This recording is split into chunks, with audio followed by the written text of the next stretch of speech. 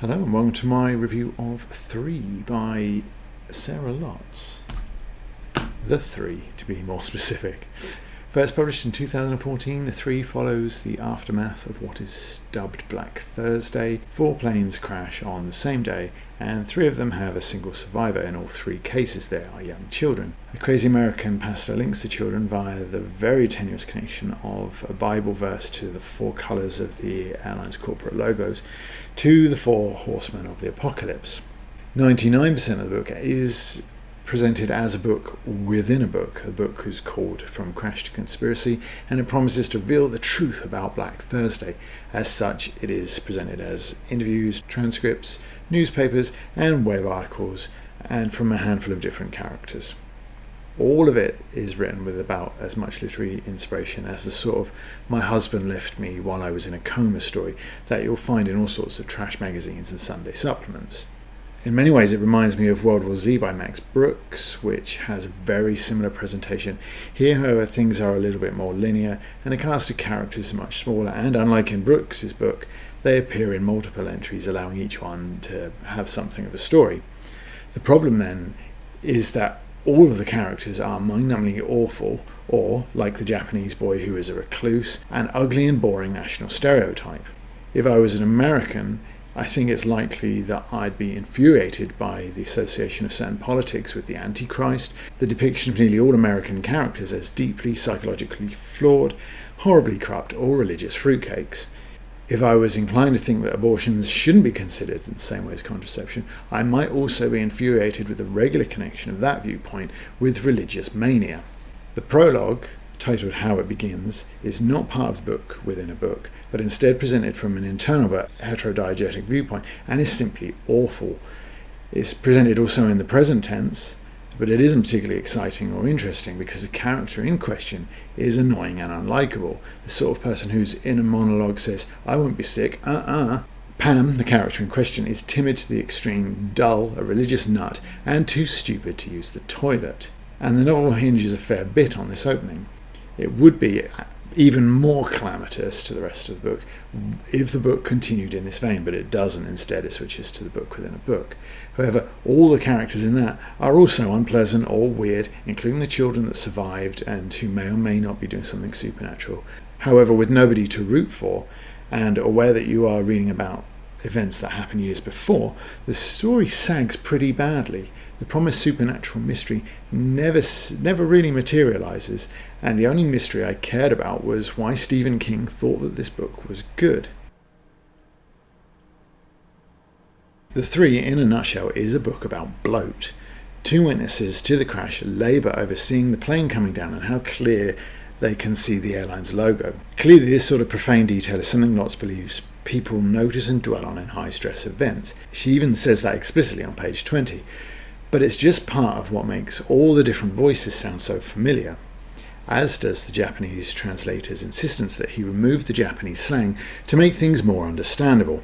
What that actually means is Lotz doesn't know any Japanese slang and didn't want to put the effort in to study it. She has no problem sprinkling various South African slang into the African speakers sections because she lives in South Africa. There's no effort required. The mystery of what downed the planes is skated over for the same reason. No information not available on Google in a 10-minute search is presented, yet each article is full of unnecessary fluff. And the thing about the "my husband left me while I was in a coma" story is that the magazines have a strict word count. They cut out the bloat, whereas Lotz revels in it. There's a good example of this on page 273, when the inner book's writer is describing how she came to meet one of the characters for an interview. We get half a page of detail, and none of it is more relevant or necessary than what was said in the header, that they met in a psychiatric unit. So the header reads, "Just before this book was due to go into print, I finally managed to secure an interview with Pastor Lynn's estranged wife, Kendra Voorhees. I spoke to her at a state-of-the-art psychiatric clinic where she is currently residing."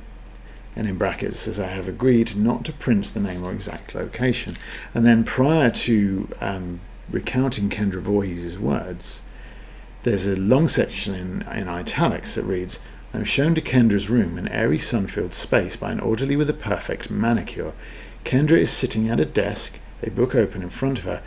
Later I see that it's the latest in Flexible Sandy's Gone series. The dog on her lap, Snooky, wags its tail half-heartedly as I approach, but Kendra barely seems to register my presence. When she finally looks up, her eyes are clear and her expression far shrewder than I'm expecting. She's so slender that I can see every vein beneath her skin. There's a slight Texan drawl to her voice, and she speaks carefully, perhaps as a result of the medication she's taking. She waves me into an armchair opposite the desk and does not object when I place my recording device in front of her. I ask Kendra why she decided to talk to me and not one of the other journalists eager to interview her. So, suddenly everything between I ask Kendra why she decided to talk to me and not one of the other journalists eager to interview, and the bit at the end of the header which says, I spoke to her at State of Art Psychiatric Clinic where she's currently resided. Pretty much all the rest of it is unnecessary and irrelevant. And the same thing occurs again on page 307. I seriously think that of this 479-page book, I could probably cut out 250 pages and not make any difference to the narrative. Lotz spends 2 pages describing how one of her characters gets to the site of the plane crash, but only 2 lines on what she does when she gets there. There are 6 pages about a character's husband's day centre, 3 pages about the books written by someone who is a fringe character at best, and it's all because Lotz can't say that a character was watching TV. That isn't human enough for her.